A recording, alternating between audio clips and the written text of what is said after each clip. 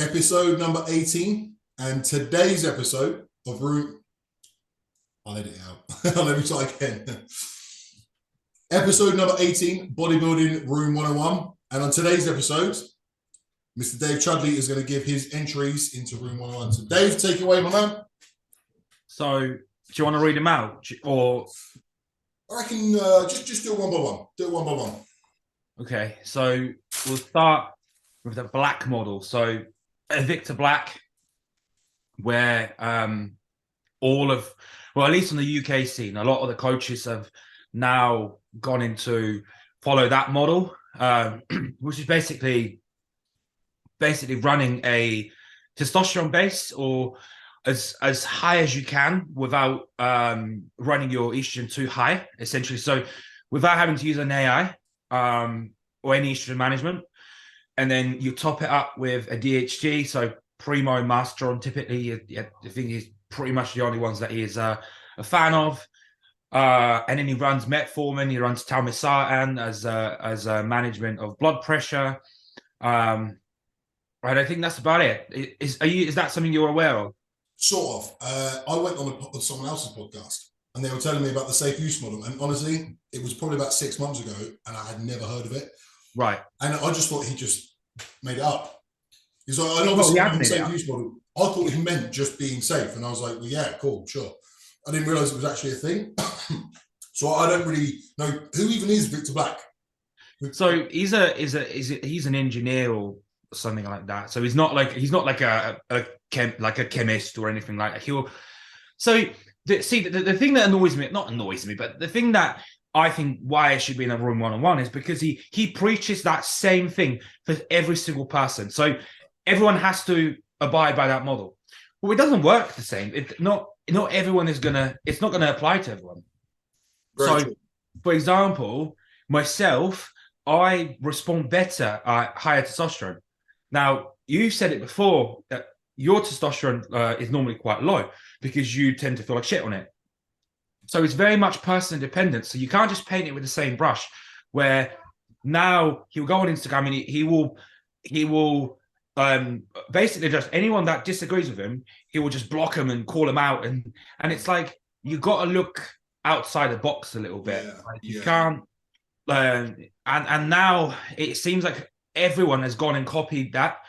So I think again, it's not that it's wrong. It's just it doesn't apply to everyone, and that's the issue. But okay, so it's funny because I'm not.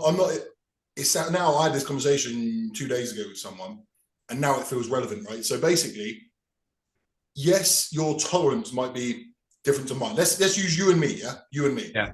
Your tolerance is higher than mine for gear. That we've kind of figured that out ourselves, right? Yeah. But is this safe use model it's not in relation to what you can tolerate now.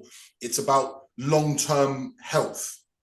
So for example, if you're running a gram of test for 6 months or a year, 2 years, whatever, that's going to be more detrimental to your health than it would be if you were running 300 milligrams for the same amount of time.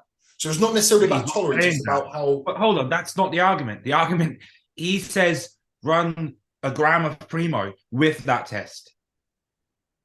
Okay, so he's not... So his thing is not running low amounts, it's running lower test. He talks about, yes, lower test to higher everything else, to prevent your estrogen from going up. So things like Dianabol and Equipoise. Oh, he's also against EQ and like drugs that are basically not for humans essentially. But if he wants to keep estrogen down, then EQ would be a great choice. Well, yeah, but it's because it's obviously for horses, so it doesn't. but he said tren is fine. Yeah. So he's got a problem with all. So he doesn't mind test and he doesn't mind DHTs. Test and DHTs meaning Primo and Mast. Yeah. So he's only okay with those. Yeah, but he won't let you run Winstrol or like. He's got a problem with them, has he? Yeah. Has he got a problem with nandrolone and derivatives of? Oh, that's okay. Yeah, that's okay. What's the thinking behind that? Why is that okay? Actually, I'm not too sure because he was calling out JP about running Nandrolone by itself. But the thing with him is it's almost like he will, like, if anyone disagrees with him, he will basically call him out and say, "Oh, you're wrong." And I think again, it's not because everyone's basically jumped on that same bandwagon. It's like the testing primo. My point is, if you're taking a gram of total gear, you're taking a gram of total gear. So, Right. you know, whether you're taking 300 tests and 700 primo, yes, primo, it's not as impactful as test, but it's still a gram of gear. So you can't call it a safe model. Right. But then, okay, so then on that same logic that you've just used there, let me give you okay, let's just use the same example. What would you say to someone who was running 200 tests and 800 NPP? What would you say to that person? Well, are they doing that because they want to prevent estrogen, or why are they running that? Let's say they were running that because let's say they're a bro and they just heard that like test doesn't need to be too high, but NPP is really good at bulking because you heard that people say, right? So let's say he's a bro and that's what he thinks. What would you say that is as safe and as smart as running the test and primo one? I mean, look, they've all got different side effects. I think it almost depends on what side effects you're getting. So, for example, DHTs are known to cause cholesterol to affect the lipid profile. So, if you're gonna, if that's you, then I probably wouldn't run DHT so high. Because again, this problem is that testosterone, using high testosterone will then raise estrogen. So then you've got to use an AI to lower the estrogen. But I mean, DHTs can be as impactful as. Right. So what he's basically like, he's kind of got a scale of things that are negative for your health. And if it's too high on that scale, he gets rid of it. Like he's getting rid of AIs and he's getting rid of EQ and he's getting rid of I don't know whatever else. Yeah. That's But he's also got the kitchen sink in terms of you have to run telmisartan, and it's almost like it's like frowned upon if you don't run it. It's like, oh, you're not taking telmisartan. It's like, well, some people don't need it, you know. And he'll say, oh, but it's got other benefits outside of. The way I think of it is, it's a drug. So if you can avoid taking a drug, don't just take it for the sake of it. Metformin is another one. Like everyone's got to take metformin. If you're not taking like Cuba, like our favorite guy, Cuba. He has that. All of his clients, like not all of his clients, but the ones I know, they're like telmisartan and metformin. It's like you're on 400 grams of carbs. Why is it that you've got to take metformin? It's like, oh, you know. So it's obviously trying to access as many pathways as possible. That's his like theory. It's kind of like many different pathways of stimulating muscle growth. So you've got obviously testosterone, you've got DHT, you've got nandrolone. So they're like the three. And then you've got growth, you've got Lantus. So he loves Lantus. And then you take metformin to manage insulin sensitivity. And then he has you taking telmisartan to manage blood pressure. Okay. Does there not just get a point? And I think this is kind of what you're saying. Does there not just get a point where it's just a risk? It just is like that's what I'm saying. Yeah. It's not, and again, I don't think he calls it safe model. It's like safer. He calls it like safer. Yeah. So it's not like he's saying, oh, if you take that, you'll be fine. But it's almost like the risk to reward. But I just think again, different things work for different people. Well, something you just said a minute ago reminded me of, we had a chat in the group chat that we're in, and it was like, people assume that they have to take tamoxifen or Arimidex if they're on cycle. Like they have to. Mm-hmm. Like even if they don't know how they're going to react, but they get that in stock like immediately. Like so, testosterone, like they have to get it. I've just remembered. By the way, I've got to get my chicken at the oven. One sec. Oh, shut up! Burnt it. You need to get an air fryer and put it in the air fryer for like 20 minutes. Sorry, dude. I'll edit that bit out, though. Yeah, you need to get an air fryer and you just turn it on and it does itself. I know, mate. I know. But anyway, done. So I guess, on that note, it's like people take shit because they think they have to, because it's like trendy at the moment, or whatever, and it's just like without any thought. There's no individuality, is there? I think also with a lot of that is, if I take 300 tests and a gram of even 700 primo, that will tank my estrogen. Of course. But do you know what? Would I had a client who said, I can tolerate tests really, really well. And he goes, instead of me just getting a load of other compounds, can I not just run test? He goes, how high do you want to put my overall androgen load? And I think I said like a gram. I said like we work up to a gram. We start a little bit lighter and we'll work our way up to a gram. And he was like, can I just start my test at like 300 and work it up to a gram of test?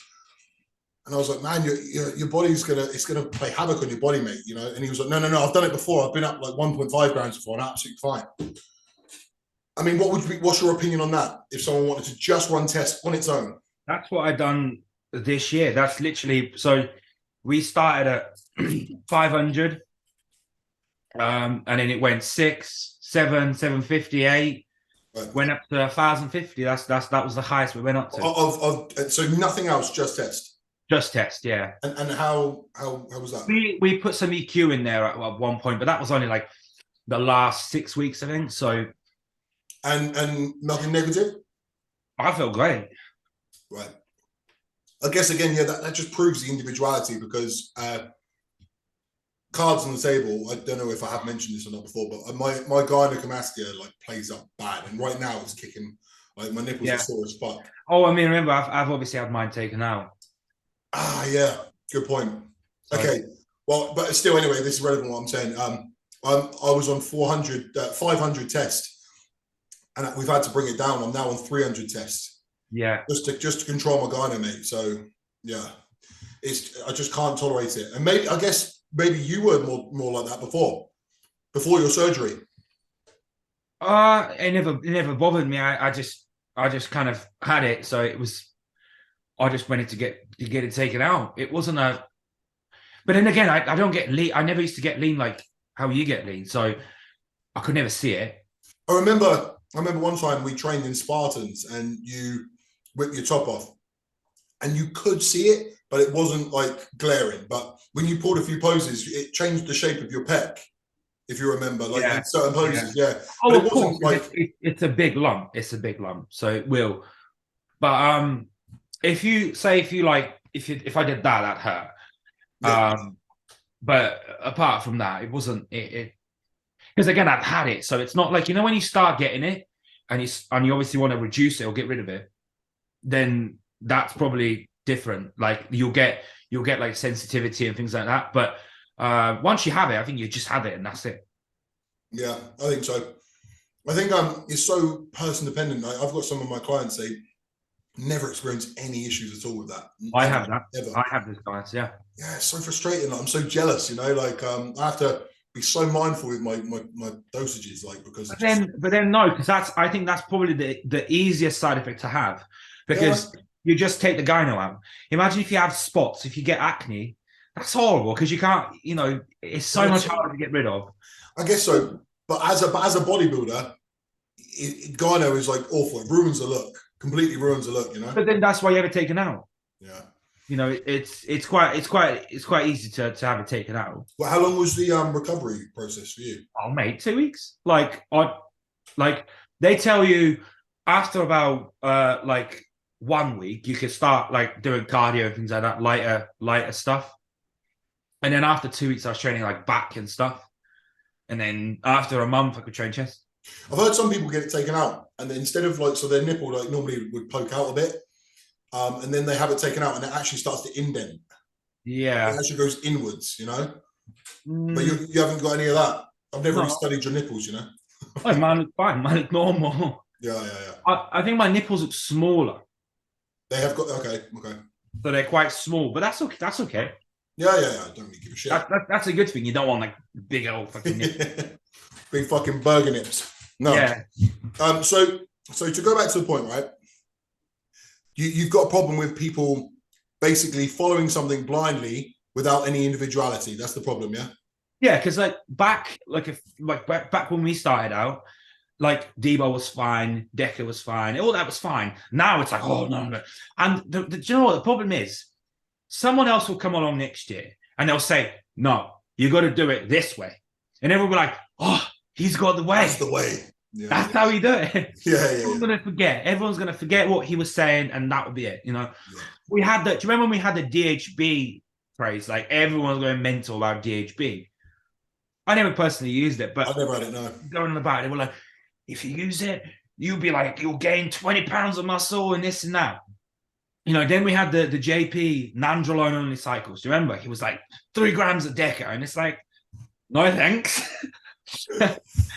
But it's so funny, and a lot of these people that in particular JP, but yeah, I've seen countless people on this Instagram. They're peddling one method, and then as you say, a year later, 2 years later, they've changed their mind. Yeah, you know what I mean. And what annoys me about that is that they get so aggy if you disagree with them. Mm-hmm. They get so defensive about their idea. Like, that's my idea. How fucking dare you? And then next year they don't even agree with it anyway.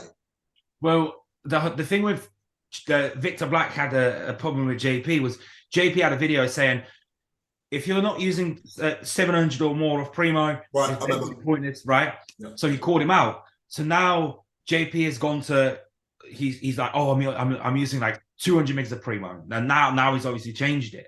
So it's always it's a bit like Cuba, like it just shit just changes. It's like, man, you remember probably about 2 to 3 years ago, JP came out and said he's no longer going to run high doses because it's dangerous.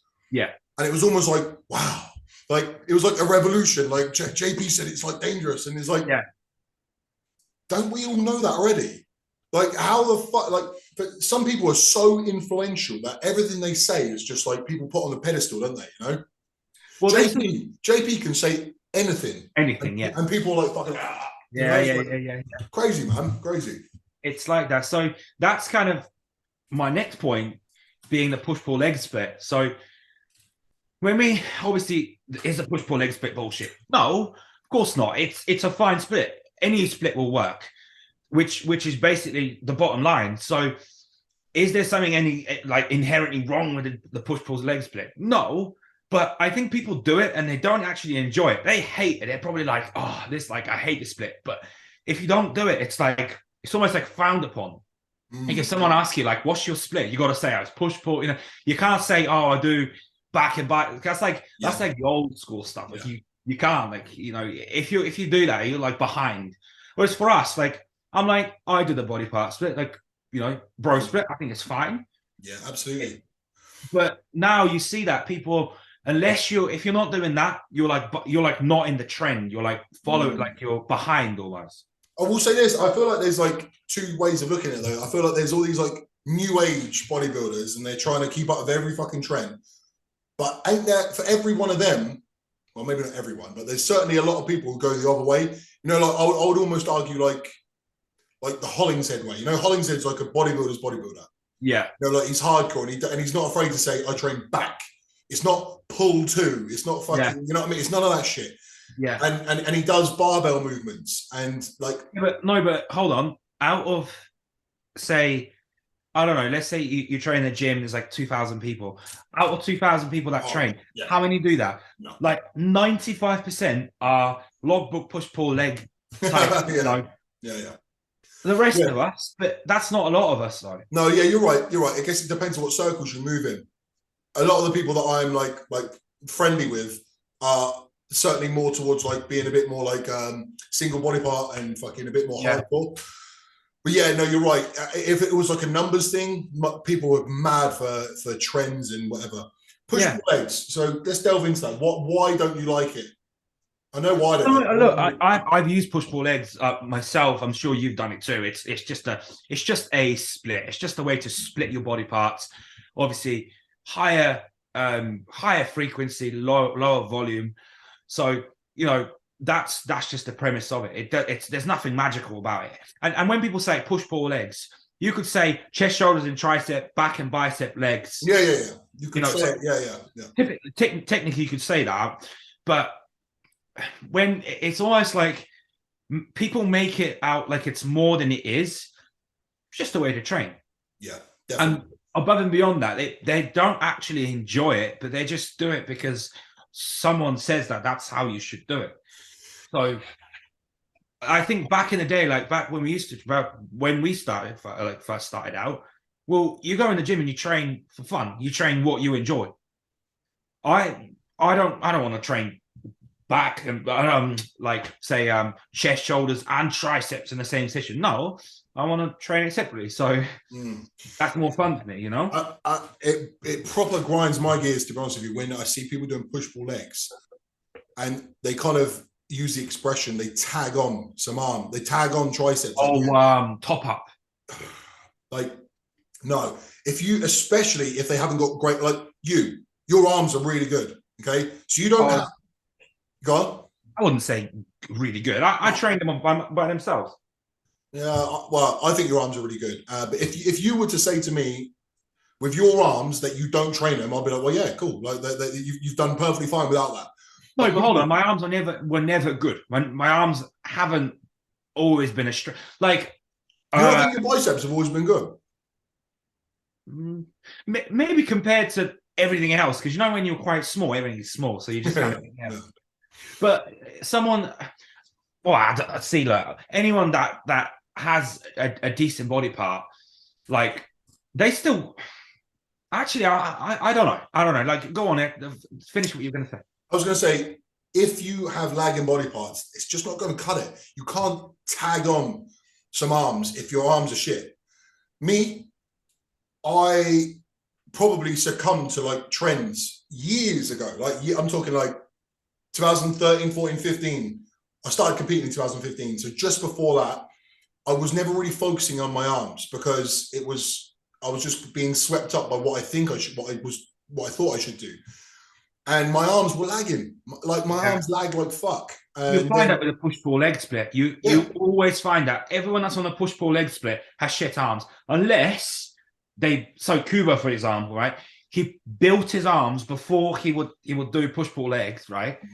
And now he's kind of like, oh yeah, you can just train him on pull and legs and do 2 sets. It's like, no. And plus you've got genetically decent arms. Majority of people have lagging arms. Yeah, for sure. It's one of them. It's genetically determined, but most people, for sure. And I think this is quite a common thing that people start to proclaim what you should do when they're already good. Yeah. Like someone who's brand new to training can't really listen to what you and I are doing now. Yeah. What we're doing now is not the same as what we did at the beginning. And I think that's important to get through to people, you know? Well, the whole top-up work, that comes from JP again.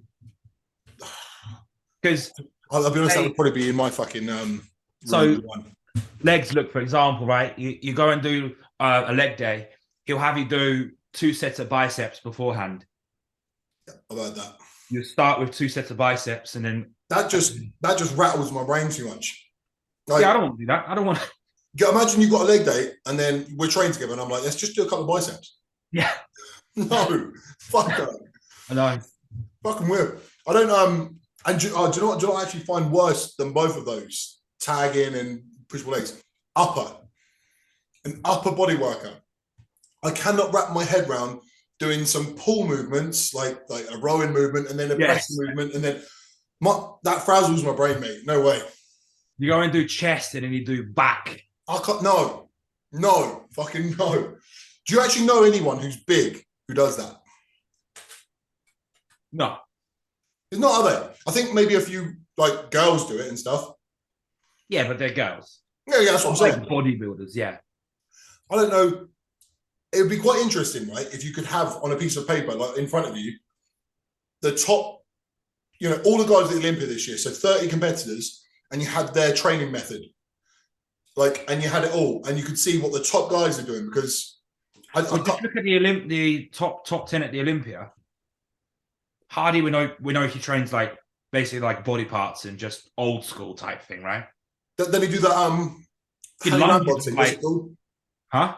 Rambods. FP7, yeah. Yeah. He like lunges with like 140 kilo on his back and shit like that. Derek, again, same thing, doesn't he? He trains.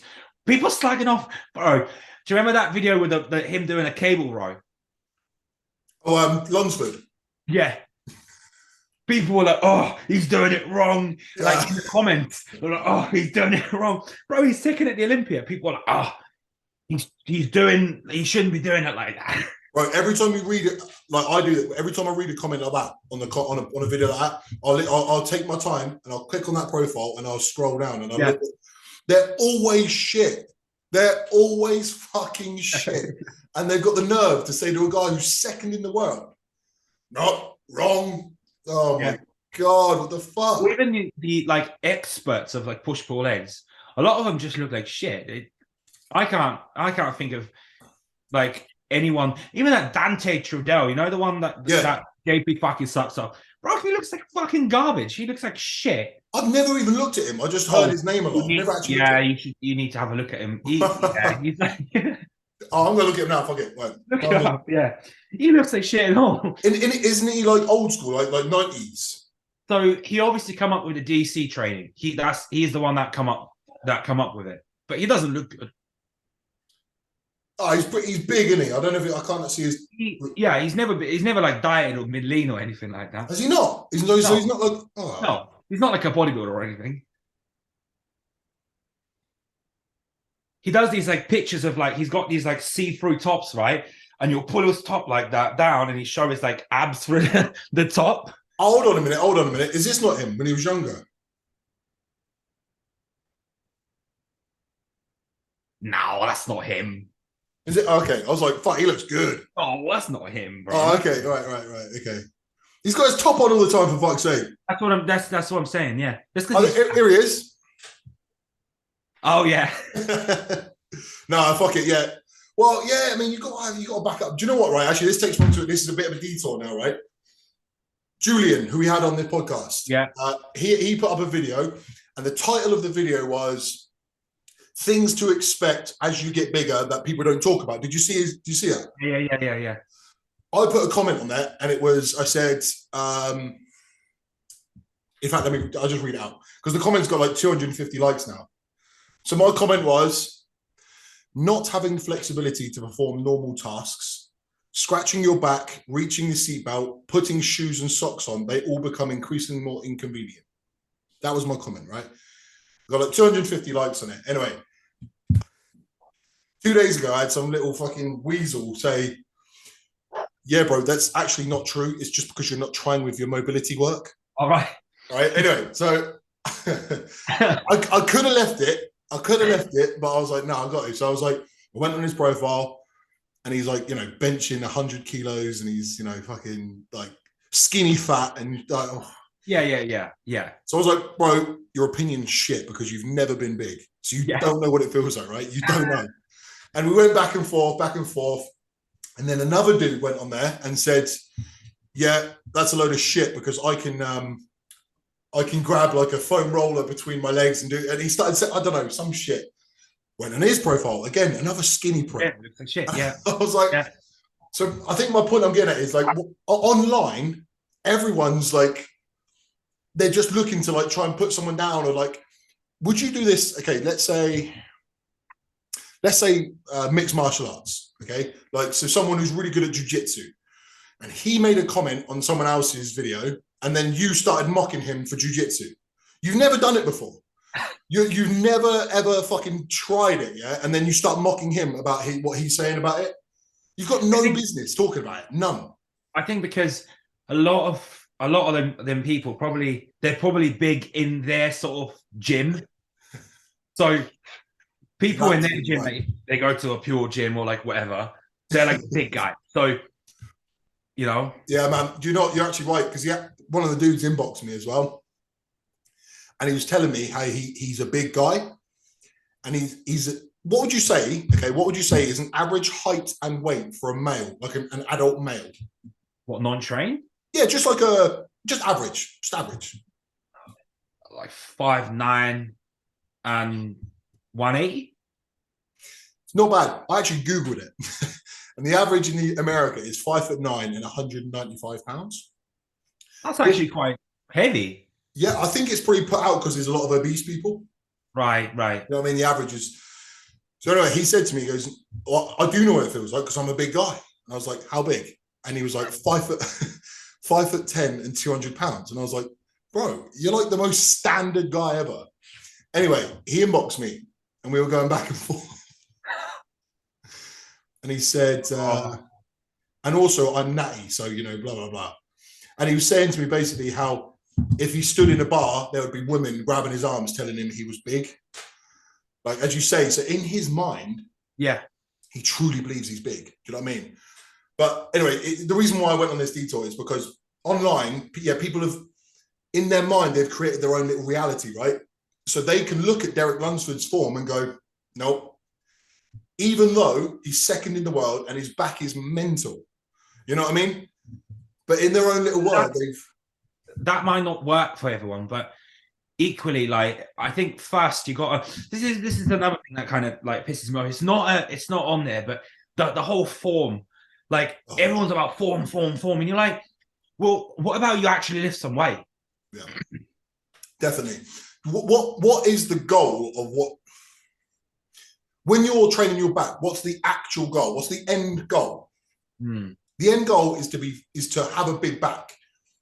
The end goal isn't to have the most perfect form. The end goal is to have a big, strong, and muscular back, isn't it?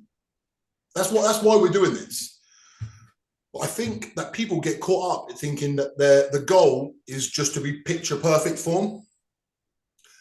I don't care if people think I'm picture perfect or not. I care that I've got a big back. Yeah. You know what I mean? That's that number one priority is your back big. That's it.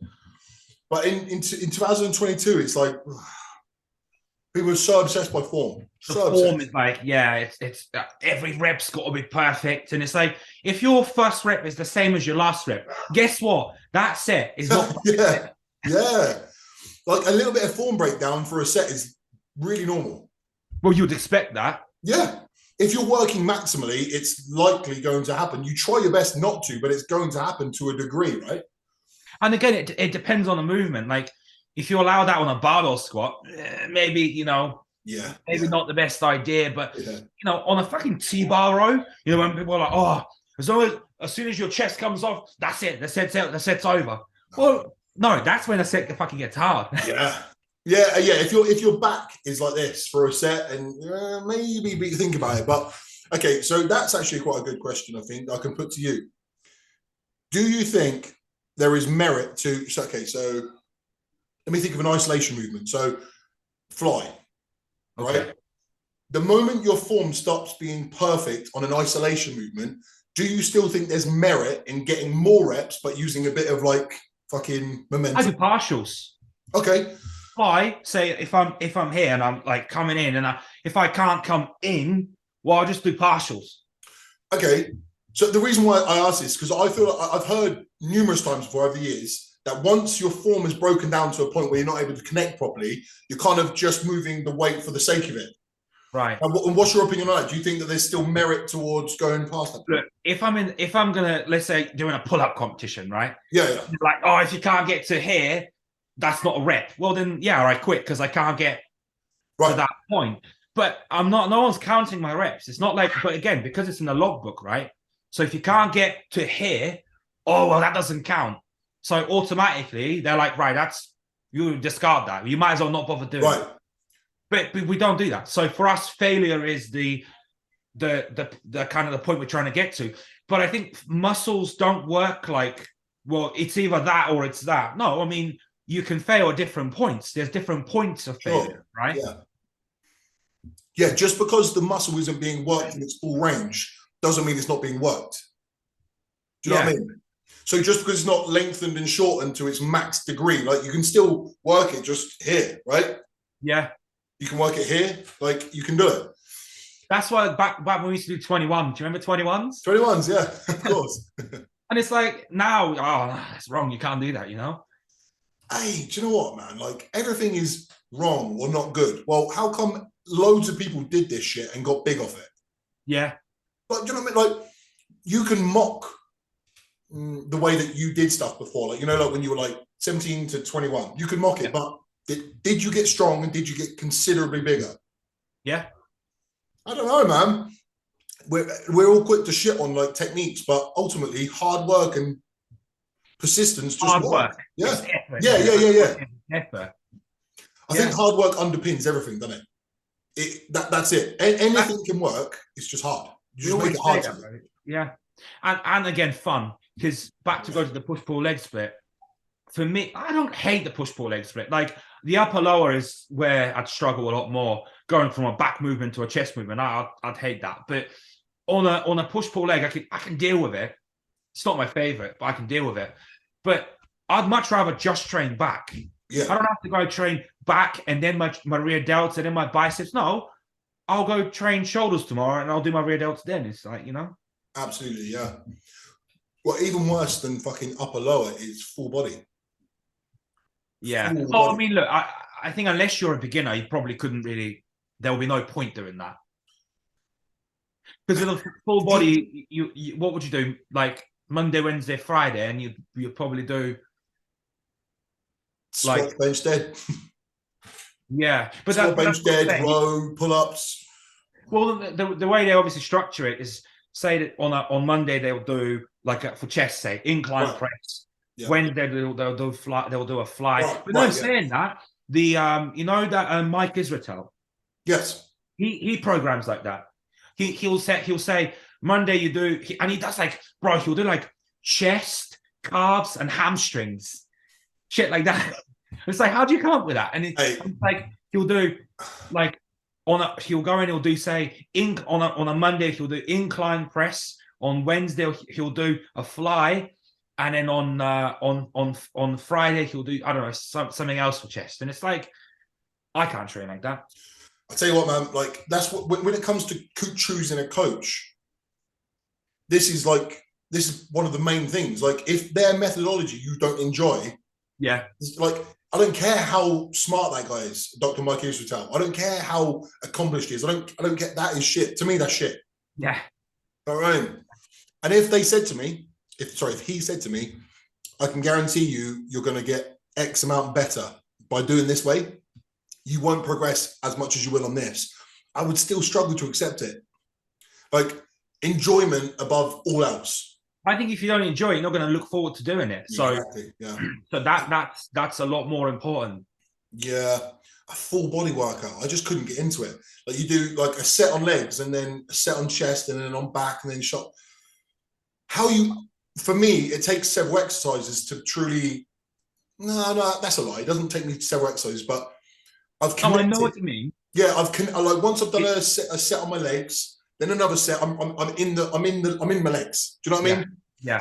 And then just to swap that, I'd be like, oh. Yeah, you'd be like, let's go and do chest now. It's fucking shit. I don't care how good that is. In fact, I don't think it's good, but I don't care. That's fucking boring, man. That's rubbish. Well, again, who do we know that does that? That's big. Absolutely fucking no one. A bunch of natties. Normally the naturals do it because he kind of like targets that sort of market. Man, natties are annoying, aren't they? They are, aren't they? They're fucking self-righteous as fuck. They just go on about it. They just think, and then anything you say, challenge them. Like, yeah, but I'm natural, bro. Yeah, I'm natural, bro. Yeah. It's like the ace up their sleeve, isn't it? No matter what you say, natty. It's like a little natty card. Boom. Yeah. It's you can barely even like have a coherent like conversation with them because anytime you go down a rabbit hole, that's the answer. The answer is always they have to mitigate recovery, like strength gains are like marginal and like, all right, mate, fucking hell. Or even if it doesn't make sense, yeah, but I'm natural. Yeah, 100%. You know, when you have a chat with like a random guy in the gym, and he's not even talking about himself, he's talking about his mate, and you say, oh, I've got a mate, he's really strong and he's really big, and you're like, so how big? And you go, oh, he's like 180, but he's natty though, stuff like that. And it's always that. And if you challenge what he's just said, yeah, but he's natural, but that's why. Fuck it. Do you know what? I not many things in this world I can like respect and also really get pissed off at.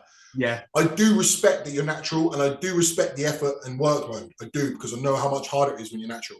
But also shut the fuck up. Because that's annoying, man. It's annoying. I think, look, bodybuilding is one of them sports. One of them things that natural and bodybuilding just don't go together. No. It's a bit like, again, going back to like the word safer, bodybuilding is not safe. Yeah. You can mitigate risk, yes, but it's not. You're not going to be the healthiest person in the world if you're pushing like fuck 5 times a week in the gym, eating mass amounts of food that you don't want to eat, dieting down to stupid levels of body fat. It's not healthy. It's not. So when people try and conflate the two, they try and talk about being healthy but being a body, like, it doesn't really sit that well with me. Yeah. I understand why you're saying it, but also it's not, is it? It's just not. And I think that's a bit of a misconception. Sometimes people will say that to me. They'll be like, oh, yeah, a bit like you, Mr. Health. Or they'll be like, oh, you and all the gym stuff, all the healthy stuff. And I'm like, no. I force feed myself every day and I train to the point of like, it's almost like torture every single day. You know what I mean? It's not healthy. Yeah. I think back to the Natty thing, though, I'd almost say it's unhealthier to be natural and in prep. Oh, because what you're plummeting your hormone levels. Where your testosterone tanks, doesn't it? And then it doesn't come back for months. That's a good point. That's something that, do you know what, bro? That is something that's never spoken about. Like. I think it is spoken about, but not by us because we just don't care. Okay. Let me rephrase. People would always say that natural is the more healthy option. Yeah. But when you're getting to that extreme level, is it?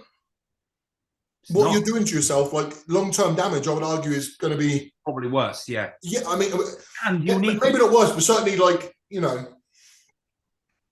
pretty bad. And not just that, but we can diet in like 3 months. Our preps are like 12-week prep, 16-week prep, right? Them fuckers diet for like 7 months. Mm-hmm. Because it has to be gradual, because for people, this is not for you, it's more for people listening. Like, if you're natural, preserving muscle is vital because you don't have the hormones to do it. So if you don't go gradually and you go like balls to the wall, like low food, high cardio, you're going to be fucked. You're not only going to be stringy as fuck, there's no health benefits to doing that at all. So it has to be gradual, which means it has to be long. And also, natties tend to get fatter. Yeah, of course. Than we do. Yeah. So even just without the assistance, and like they just get fatter because their off seasons are longer, because again it takes them that much longer to put on that little bit of extra muscle. So they have to go through a longer off season. They then have to diet longer. So as a whole, I think I don't know. I think that it's just scrap natty bodybuilding. That should be like that 101. It's got to be, man. As you say, and like, so it's all of those things you just mentioned, but then also just visually, how is that? Like, if you are someone who's not into bodybuilding, right, and you get shown 2 lineups, okay, you get shown the BNBF, whatever, BNBF like finals lineup, and then the fucking super heavies at 2 bros, and you get shown both. Which is more like which one are you interested in more? Like, we know that these guys, they just look like normal dudes, but like super lean. Yeah. Whereas these guys look like monsters. Do you know what I mean? And I think most of them aren't even like lean. Like the odd few get lean, right? Yeah, some of them get mega lean. Some of them get lean, but majority of them don't. Because it's hard. Do you know what I find? A lot of the guys, they don't tend to have lean legs. And I think this is the first time I've ever thought of it, because I don't often think about it, but the first time I've thought about it is, if your testosterone's tanked, you're fucked. The likelihood of you having legs in condition. So basically, higher estrogen, or like higher estrogen relative to your testosterone, usually means that you're going to be softer in appearance, right? So that's more than likely what's going to happen to a lot of the guys if their testosterone's fucked in the bin. Yeah, I've never actually thought of that before, and if anyone's watching and knows the answer to that, but I think that's probably one of the reasons why. Their legs are very often not detailed. I don't even know that many naturals like that are actually decent. But the best one that I'm aware of, I don't know him, but I'm aware of him. There's a guy called David Kay. Have you ever seen him? No. I'll show you. So there's 2 guys I'm thinking of that are very good. I thought you would have said AJ Morris. Oh, he's good too. But this guy, compared to him, is not even close. Oh, really? Yeah, this guy would be good in like normal. Normal. Hold on a minute. I just called it normal. In normal bodybuilding. Okay, enhanced bodybuilding. This guy could do well even. Fucking hell, yeah. I mean, maybe I've bigged him up a bit, but look at this for condition as well. Yeah. No, you're not sold. I mean, like you can. There you go.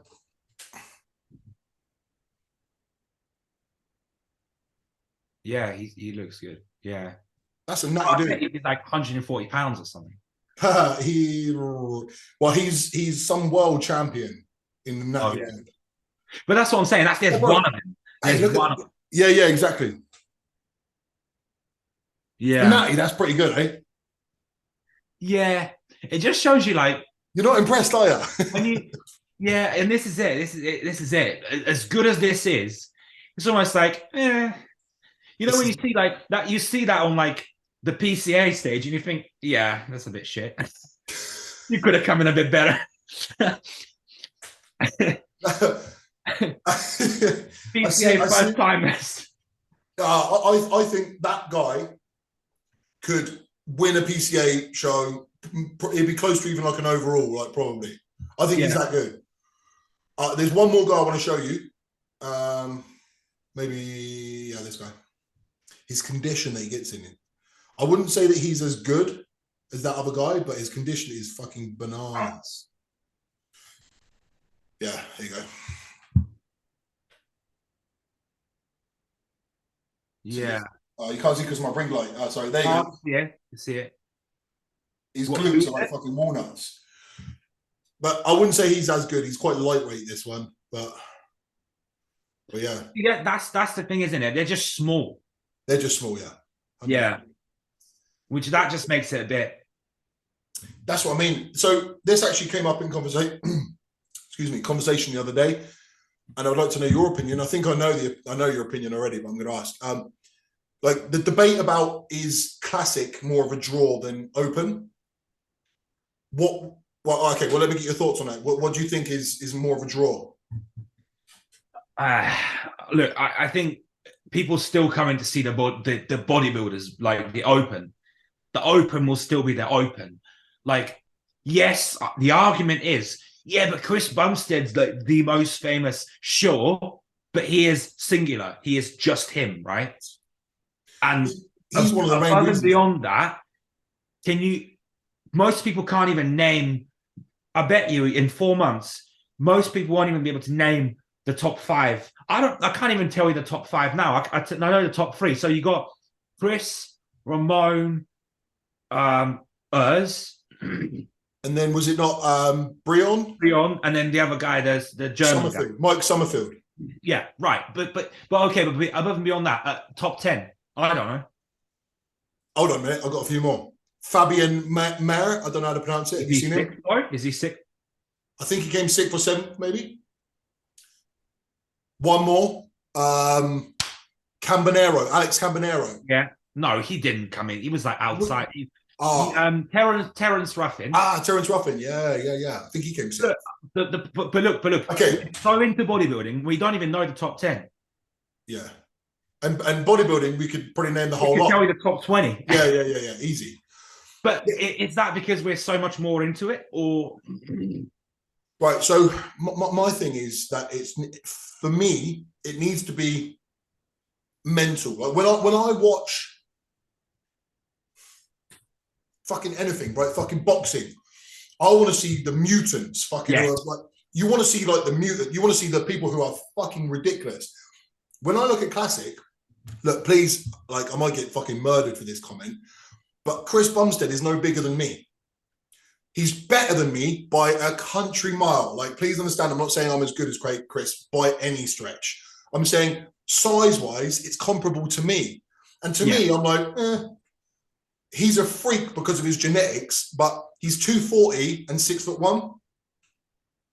I'm 255 and 6'3". It's comparable, is my point. Whereas Big Ramy, it's so far out of reach. I'm never, ever, ever, ever going to look anything near to that. You know what I'm saying? And for me, that's where the appeal comes. Yeah. Do you know what I'm saying? I'm the same way. I knew you would be. I knew you would be. And that's why Natty doesn't appeal to me, because it's like... And I think even if you ask the classic guys that are into classic, they'll say the same thing. I think, yeah, it's just attainable, isn't it, classic? And I think that's the appeal, because it doesn't seem so crazy for you to look like one of these guys. Yeah. But to look like Nick Walker's crazy. Oh, yeah. Yeah, do you know what I mean? So I think that's probably the appeal. But for me, that's what makes it less appealing. Because I want to look at guys that are so crazy that it's just mental to look at. You know what I mean? I don't know. Classic has always been a bit, because again, like outside of Chris Bumstead, I can't even say, like Ramon. Obviously, he's really good. But apart from that, it's kind of like whatever. Like you see them and you're like, as good as they actually are, you kind of just think, yeah, bit. I know. They've all got amazing physiques, but again, it's more attainable. It's more like realistic. I think as well with I don't know, maybe Open's genetic as well, because not everyone can look like Nick Walker. The reason why he looks like is partly genetic as well, you know. Would you say that genetics are more important in one than the other, or equally? I mean, look, structure in and like shape is obviously more important in but then again, Open's taking that kind of route now, aren't they? Like a lot of the shape, like the guys with better shape tend to, like Raphael, like bro, last year Raphael wouldn't have even been like made the third call out. Right.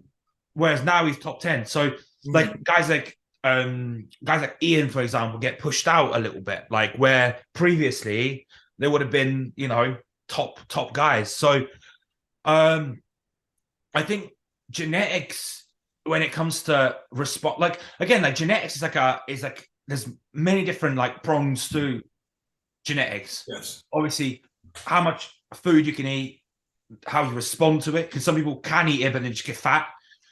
Like response to gear, because again, we can take a lot of gear but nothing happens. Side effects, so tolerance, mentally as well. Like yes, like some people can't diet. Like dieting is like obviously a huge factor, isn't it? Yeah. You're so right, man. Like genetics. When we think about genetics, we think about like structure, but it's more than that, isn't it? It's everything. And yeah.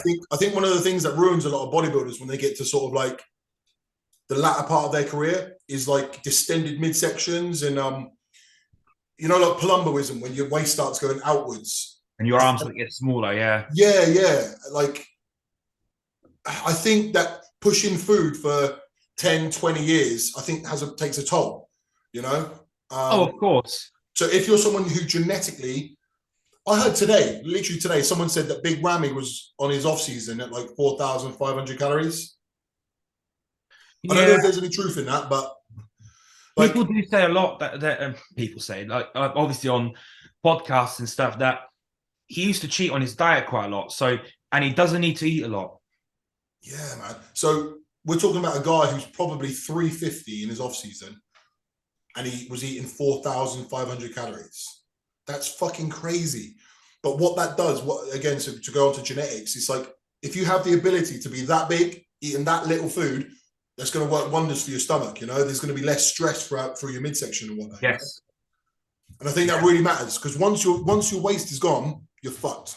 You're not going to be a good competitive bodybuilder anymore. But that's what JP says. That's pretty much like why he doesn't compete. Is his midsection completely blown out then? Because he doesn't really do shots anymore, does he? Like updates. He just does the most muscular. Yeah, it hides everything, doesn't it? You know. Yeah. He's got a really good most muscular and really good rear double. Right. I don't even follow him, so I never see his shit. You know, I don't know. Oh, you should. Everyone follows him. Why don't you follow him? Yeah, I've never really connected with it, you know. And I'm not trying to be different or anything. I just never really connected to it. I don't know. A few people sent me his video saying he's back. Right. Because recently he uploaded Yeah. I had like 2 guys send me a video saying he's back. As if, like, you know, like as Father Christmas been, he's been like, I don't know, I just don't care. I just don't care. He's back.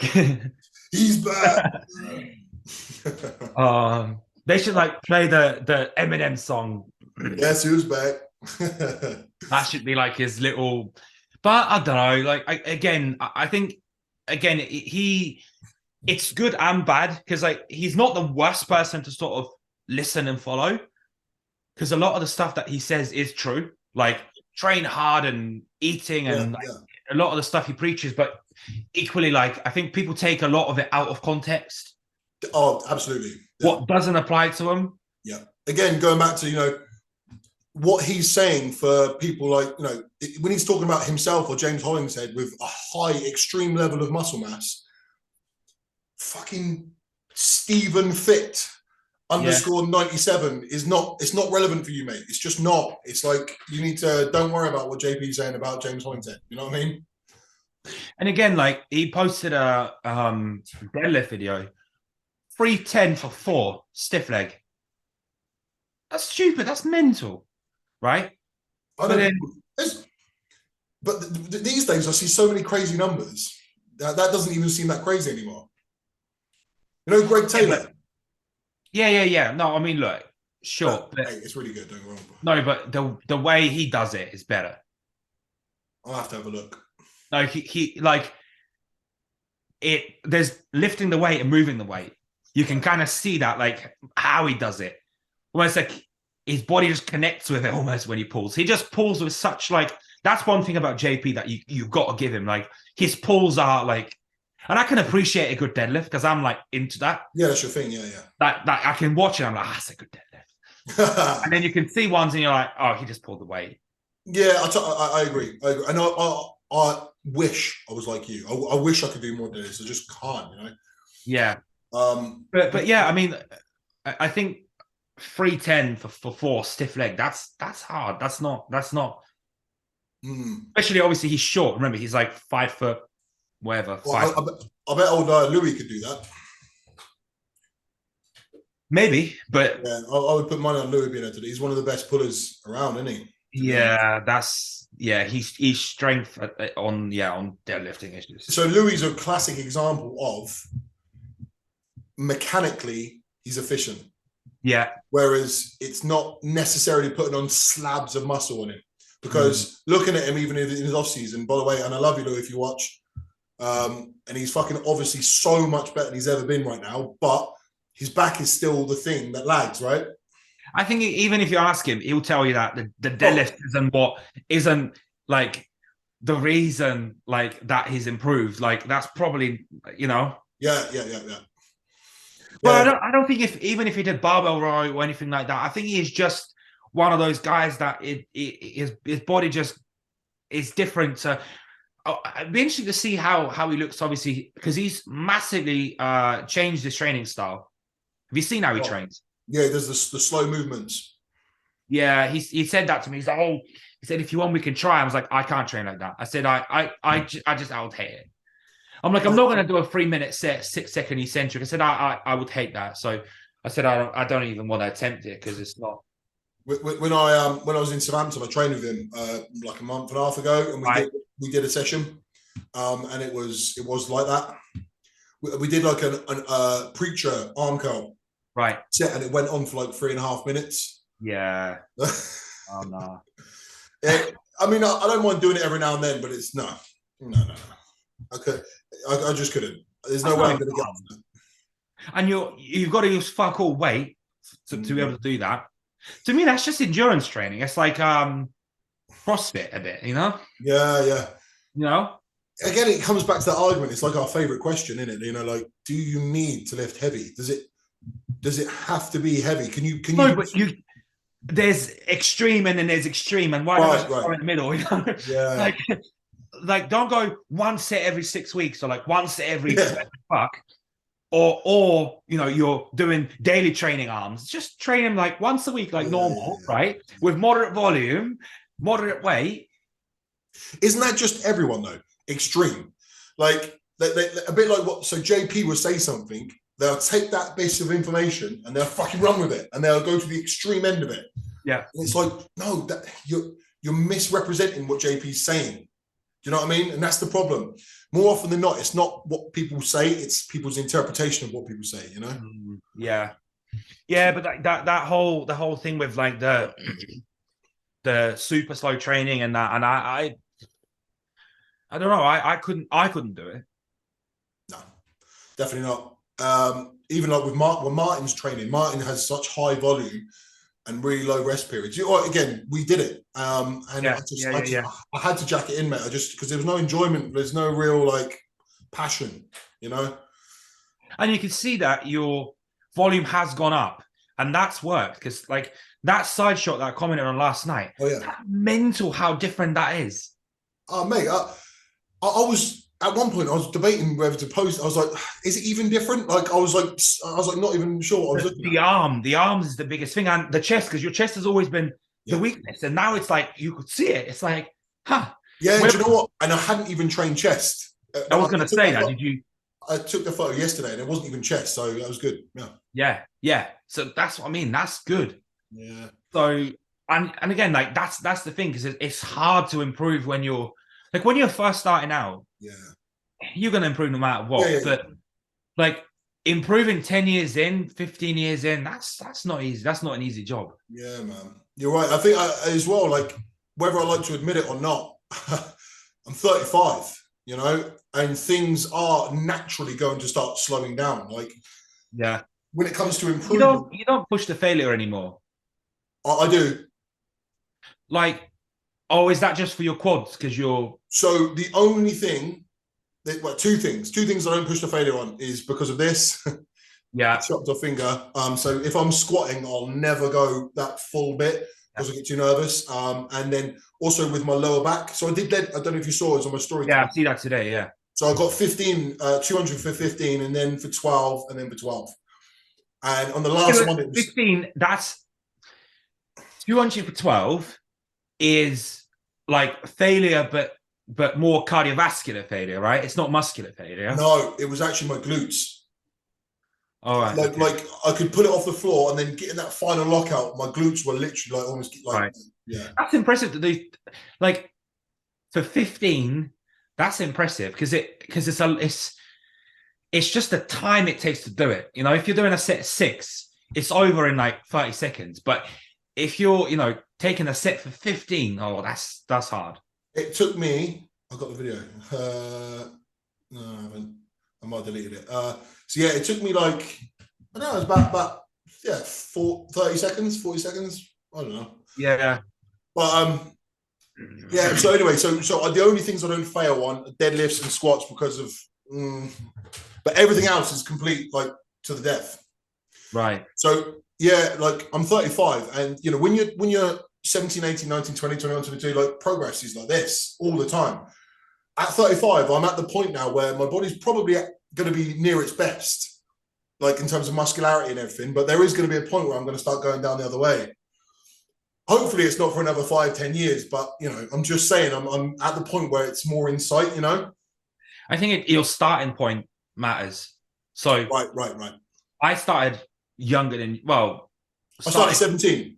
Taking it, yeah, I started at 17, but I think started taking it like the level of like how serious we were taking it at that age is different. Yeah, if you and me at 25 stood next to you now, you would absolutely hammer me. That's you're way ahead. You looked good, but like not how you would have looked had you been 100% on. Yeah, you're light years ahead of me at the same age. So that's what I'm saying. So your like training age isn't actually that sure long if you like body, like being a bodybuilder isn't. So yeah, I took it serious from 27. So that's how 8 years. Yeah, it's been proper from 27. So maybe, I don't know. I'd like to think I've got like a good 5 years left in me. But okay, so for example, Craig's 41 now. Yeah. So it's getting to the point now where, maybe I'm wrong. Maybe I'm totally wrong. But 41 still. I think blood work is going to be the biggest thing, because a lot of it is like blood work is like not one of the things like, when you're 20, like back like a few years back, I'll do my blood work, and no matter what I take, it's always perfect, it's spot on. Even now, my blood work's pretty good. Like Louis looks at my blood work, he's like, "How is your blood work this good at like what you're taking?" I'm like, "Probably because of age. Like if I do that in 10 years, that won't be the case." Yeah, I think that's definitely a thing. So there's too many variables. You can't just blanket statement say this at this age you're going to be this. Yeah. Can I just say, if Craig watches this, by the way, because I want to like caveat that because I don't want it to seem like I'm like saying something negative. Like Craig looks like he's improved a lot from his last off season to now. Like he's had 13 months off season. Yeah. Everything about him looks bigger and better. So like he's proving that you can still be doing it at 41. It's not a problem. I'm just saying there is a point where age catches up to us all, and I think that's just the point I'm making. You know, especially in bodybuilding. Yeah, definitely. But as it stands, Craig looks like he's still got it going, and you know, like I say, hopefully I've got another 5-10 in me. I don't know, but you've got like so much time. I think a lot of us though that are younger look up to guys like you. Like me and Dan had this chat, and we were both like, we're like 25, 26, and we look at guys like you and guys that are like that got like 10 years on us, and we try and compare, and it's kind of like you can't. So you know, you just have to kind of work with what you've got, you know. Yeah, for sure. But the thing is, you know, to say you can't compare it, but also, you know, you've been doing it properly for a good chunk of time, and I was definitely nowhere near your level at this age. So technically speaking, your ceiling is higher than mine. You know, if you were to push on from this point onwards, imagine where you could be if you did everything as you said. By the time you're my age now, by the time I'm 35, yeah, you could say that, but then you know it's kind of like there's a lot of stuff that's involved in that. But like for example, like when we talk about competing, and he said, "Oh, I decided not to do it last year or the year before." He obviously started prep, and he thought. I looked at other people and I thought, well, I'm not good enough. I'm not that good to kind of on that level to do it. And it's almost like I'm the same way. That's why I never do it, because I'm like, I look at people and I'm like, oh, I'm not like, I'll look at you and I'm like, oh, look how lean Ryan is. I'm not like that. I can't do it. Yeah. But do you not find the fun in that? You know, like, okay, remember what you and me used to be like with deadlifts? Yeah. Right? I do it, you do it. I do it, you do it, right? Is there not like fun in that? If you see someone who's kind of good, kind of your age, you think, fuck you, I'm going to beat you. Like in a nice way. Because I'm talking about you, and you've got 10 years on me with shape and like conditioning and things like that. When I look at how lean you get, right? That's kind of like the way I'm like, right, if I can get this lean, I can do it. Anything under that, I can't. And the harsh reality is a lot of people don't, though, do they? Like, I'm not even saying, and I'm not even like, I'm not saying like the most condition. I know I get good condition, but I'm not saying, you know, there's people better than me, but most people don't even get to how conditioned I get. No. Like, yeah, but they still do it, and they still have good fun. Like on that like top level of conditioning, like for people that get conditioned in, like especially in the UK, like on the like amateur scene, most people get like, you probably out condition most people. I think condition's a funny one because it hits people differently, right? How different people look with different conditions. So with me, like my glutes stay fat for a long period of time, right? They don't really fully come in. Some people have got those walnut glutes, right? I don't get that. But then other people won't have like a level of hardness to them. So the person I'm thinking of, and again, he probably won't watch, but if he does, Nave Styles. Yes. Nave Styles has glutes in like, even at like 300 pounds. The guy's a fucking mutant, right? Yeah. It's really inspiring. But he has something about his upper body that is like softer. And I don't know what it is. So he's fully conditioned, and you couldn't look at him and say that he wasn't, because he looks fantastic. Yeah. But they're on stage, there's something about him that isn't quite, his skin looks a bit thick. I think I don't actually know what the answer is. I don't know what the answer is, but you know what I'm on about, right? I know exactly what you mean, yeah, because it doesn't like back when when you did that PCA show, was it last year? Who yeah.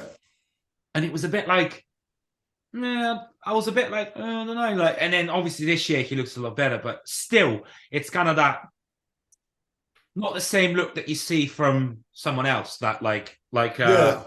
like yourself, for example. Yeah, like when I, for example, like if I do a crab most muscular, I'll have striations all the way through my chest and like striations Yeah, down here from, and so as much as I don't have glutes that are like walnuts, I've got striations and a hardness that other people haven't. So it's like yeah, condition isn't like linear.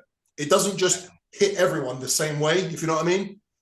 And I see some guys with their glutes in, but they've still got like a washed out midsection. yeah. But And equally, so he was what 295 or something like that, wasn't he? on stage, I think he was about 280 to 290 somewhere there. No, bro, he was like 295. Are you sure? That too, bro. Yeah, that too, bro. Because he Hold on.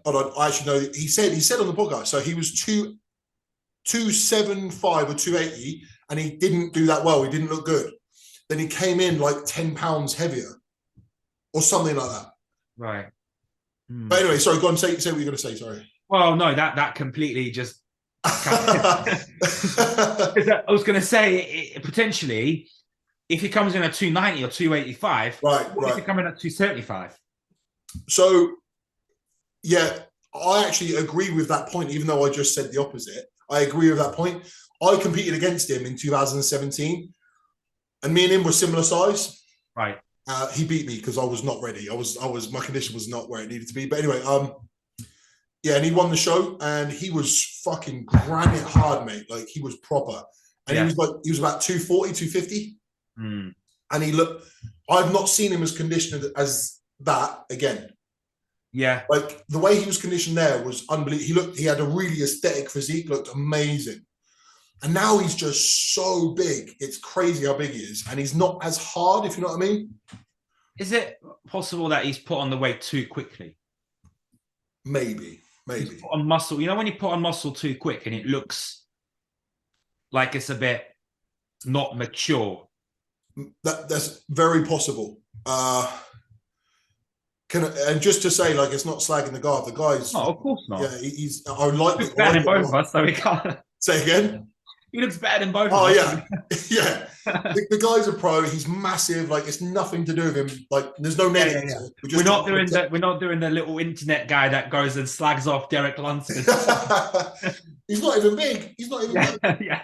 No, Nath is great and he's a great guy. So it's not that. It's just, we're just trying to objectively look at like certain things. So yeah, I don't know the answer, mate. I don't know the answer to that. But anyway, we've sidetracked massively. Do you have another point to go into the room? I did. What was it though? Hold on a minute. You sent it to me earlier, didn't you? Oh, it was about powerlifters that aren't strong. Oh, is it? We've hated this for years. Yeah, it just annoys me because I see that and they're almost like, look, you're just a fat fuck who is too lazy to diet and you're not strong. Yeah, you're a powerlifter without the power. Like you're a lifter. If you're doing 180 on a deadlift, that's not strong. No matter what you weigh, that's not strong. I had a client about a year and a half ago, and he was like buzzing because he got a 3-plate bench. Right. And I was like, good for you, mate. Like, fair play. But like, remember, don't overdo it because, you know, risking injury if you've not been there much. So we'd scale it back, 100 to 120, and that's your working weight. And he was like, yeah, just ignored me completely. And he was like, I'm going to book in for a power meet. And I was like, a 3-plate bench. Yeah. And he was like, yeah, I'm going to do a power meet. Anyway, now he will never watch this. So I don't care. Yeah. And now he's got, and now his Instagram handle is blah, blah, blah, powerlifting. Yeah. So he went from like 140 bench and now he's got Mr. Powerlifter. And he's got like a 180 squat, a 140 bench and a 200 dead or something like that, And again, because again, like a lot of them, I think if you go in and obviously compete, you can still get the numbers in. You could probably win something, right? And then you're like, right, now I'm a champion powerlifter. But the guys that are actually good are so far ahead. They're like triple those numbers. Like, the guys that we know that are actually good. And it's like... Bombastic, isn't it? 400 deadlift. There you go. Yeah. But it's funny because, that squat that I done a couple of weeks back, it was like 180 for 10. The amount of people that messaged me are like, how? I'm like, I don't know the question. Like, what are you asking? like, this is really strong. How do you not squat? Because I said I don't squat. They're like, how can you not squat and just jump under the bar and do 180 for 10? And it quite easily, it's quite easy. You know, I just got under the bar. I'm like, it's 180 for 10. That's not. Yeah. And there's been years of building strength. You used to squat 260, 270, right? Yeah. So like 180 is easy.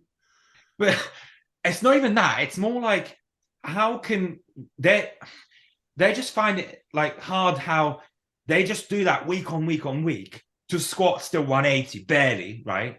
High with like all the shoes and belts and wraps and everything, right? And we just get under the bar and we're like, you know, it's kind of like, how can you do this? And it's like, well, how about instead of you trying to squat the same fucking 180 every fucking week and just week in, week out, maxing out, actually build some muscle? Because you see them, they've got no muscle. So, yeah, they're usually out of shape with not much muscle, right? Yeah. Well, any powerlifter worth their salt is going to be doing a hypertrophy phase as well, right? They're not just going to be doing power. They're going to take time to actually try and build as well, right? Yeah. Well, this is the thing. It's like when you first start out with like a 5x5 or any of that, like the sort of beginner templates, that gets you to that point where 180 squat, 140 bench, and like, I don't know, 220 deadlift or whatever, technically, right?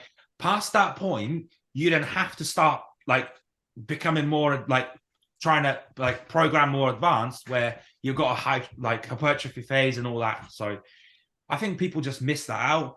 Or well, I think fundamentally what it comes down to is a lot of powerlifters are a little bit lazy. Yeah. And they're kind of just looking for the way that they can do like the slam dunk deadlift, you know, where they can just pull like 250, 300, like without realizing that actually that should, if you're a good powerlifter, that should be like rep work.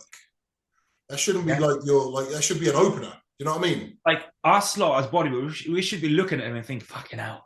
Yeah. Like, whereas we're like, oh, I could do that. Well, so you were there. I did a power meet, didn't I, in 2018? Yeah. And I turned up as a bodybuilder, and I didn't even like peak for it or anything. And definitely there was a bit of animosity. Like they didn't accept me as one of theirs. You know what I mean? Oh, massively, yeah. Because who the fuck does he think he is coming here and outlifting all of us? Yeah, I mean, I ended up coming. I came third on the whole day out of everyone. And that was a good meet. That was like quite a good meet. That was yeah. The guy who won was like a 410 squat or some shit. Like yeah, massive. But yeah, I was the third best lifter of the day out of like 50 lifters. Yeah. And I didn't peak. I didn't do anything. I didn't like train for it or whatever. Just whatever. And that shows you, you know, like I never trained for that. I mean, yes, I liked strength stuff, but I wasn't doing any sort of program. I wasn't doing anything like that. And I was still able to do it. And all of these guys are specializing in it, and they're not able, you know what I mean? It's like, I don't know what the fuck that is. Lazy. Yeah. Like, lazy. What the fuck are you doing? What the fuck is that? Like, and oh man, do you know what?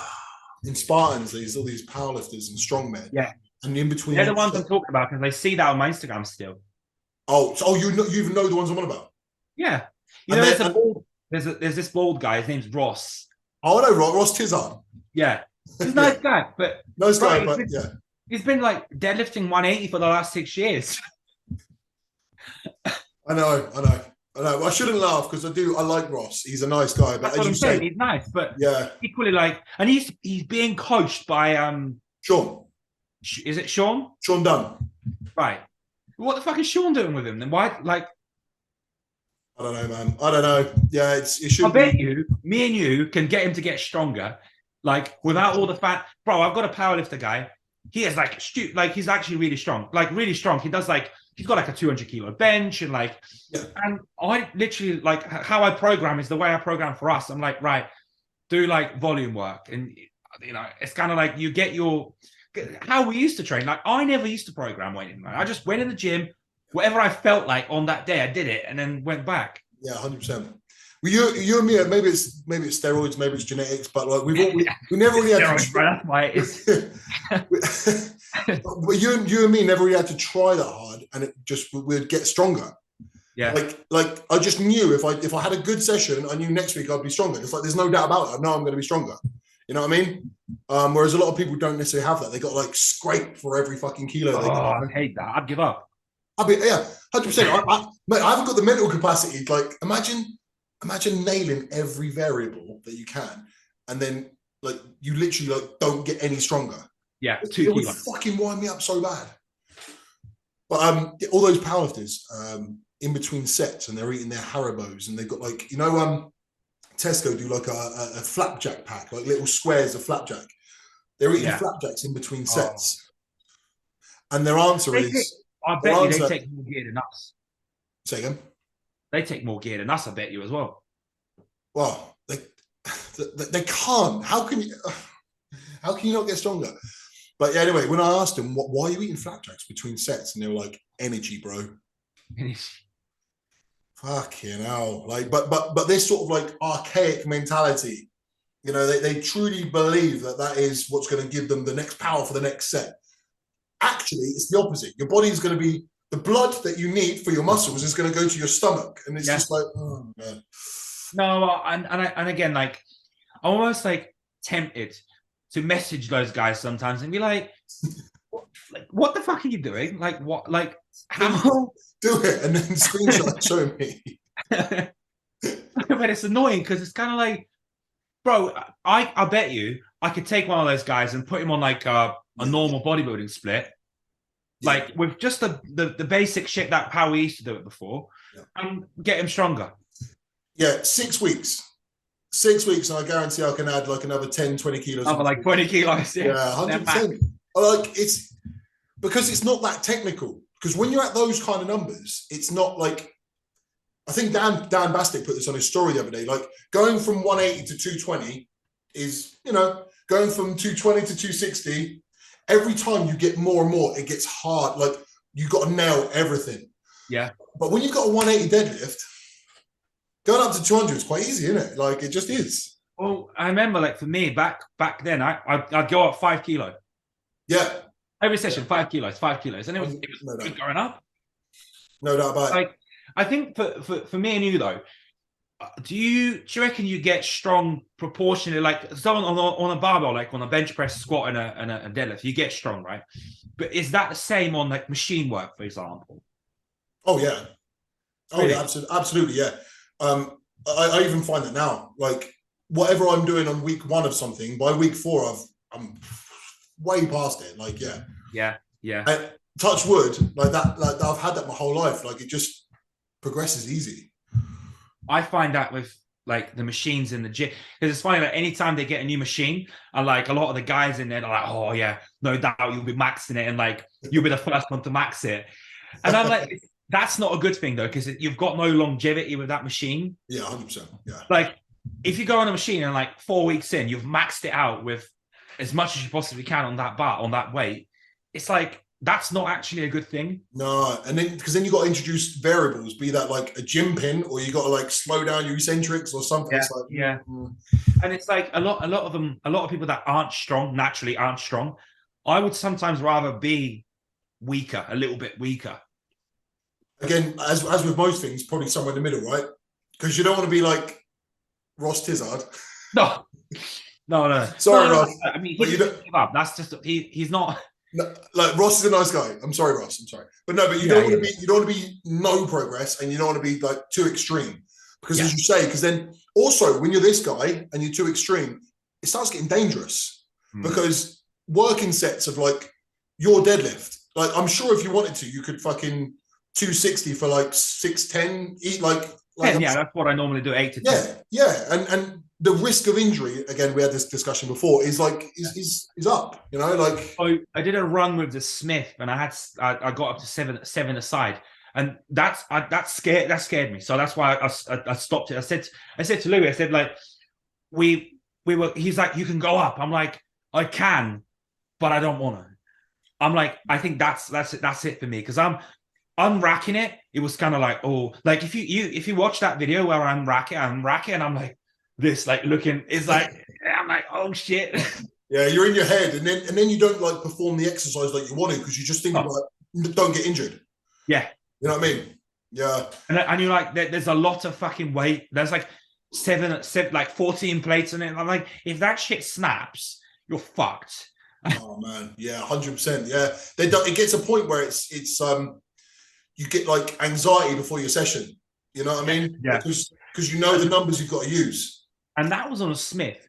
I can only picture that on an actual barbell because I never got to a 300 barbell. You know what? As with most things, you work into it, right? I remember when I used to get to a 300. By that point, I was at 300. I was really confident.